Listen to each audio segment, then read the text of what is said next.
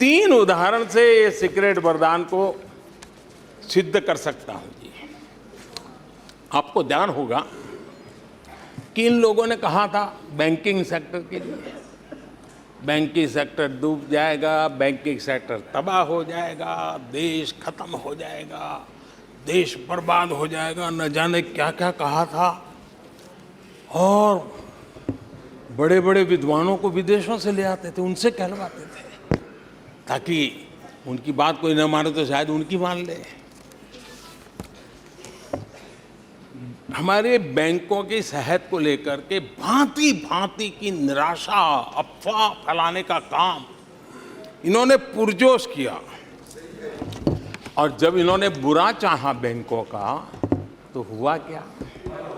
हमारी public sector banks net profit 2 गुने से ज्यादा हो गया। इन लोगों ने फोन बैंकिंग घोटाले की बात, इसके कारण देश को एनपीए के गंभीर संकट में डुबो दिया था। बीते दिनों की बात हो रही है, लेकिन आज जो उन्होंने एनपीए का अंबर लगा के गए थे उसको भी पार कर करके हम एक नई ताकत के साथ निकल चुके हैं। और आज सुबह निर्मला जी ने विस्तार से बताया है कि कितना प्रॉफिट हुआ है। दूसरा उदाहरण, हमारे डिफेंस के हेलीकॉप्टर बनाने वाली सरकारी कंपनी HAL, ये HAL को लेकर के कितनी भली बुरी बातें इन्होंने करी थी। क्या कुछ नहीं कहा गया था HAL के लिए, और इसका दुनिया पे बहुत नुकसान करने वाली भाषा का प्रयोग किया गया था। और HAL तबाह हो गया है, HAL खत्म हो गया है, भारत की डिफेंस इंडस्ट्री खत्म हो चुकी है। ऐसा न जाने क्या क्या कहा गया था HAL के लिए। इतना ही नहीं, जैसे आजकल खेतों में जाकर के वीडियो शूट होता है,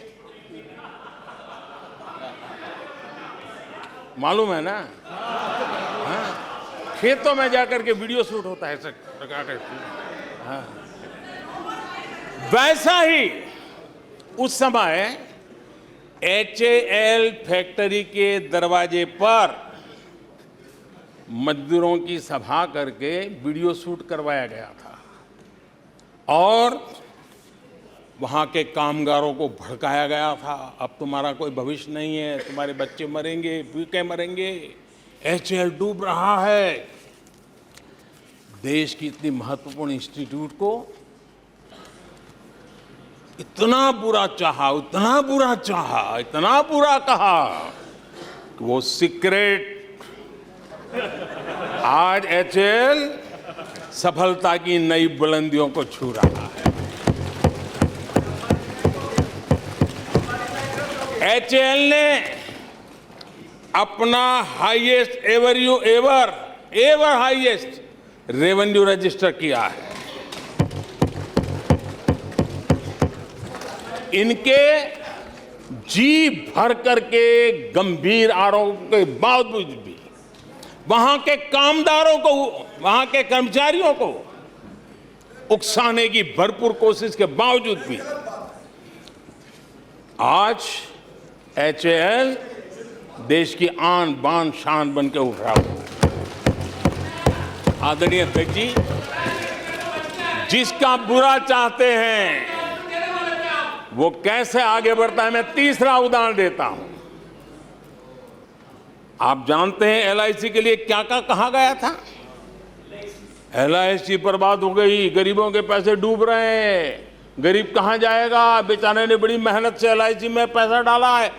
क्या कहें, जितनी उनकी कल्पना शक्ति थी, जितने उनके दरबारियों ने कागज पकड़ा दिए थे, सारे बोल लेते थे, वो सारे बोल लेते थे।